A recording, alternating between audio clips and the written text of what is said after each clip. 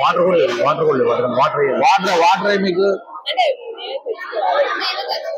ఏం చేసుకోవాల్సింది self drinking water ఎక్కడ మరి ఇప్పుడు మీకు తినాలంటే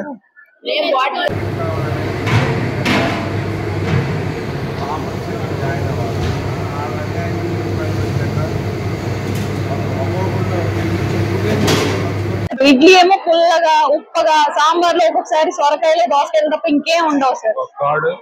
కర్డ్ వాటర్ వేస్తారు సార్ బాగా కొంచెం ఎక్కువ.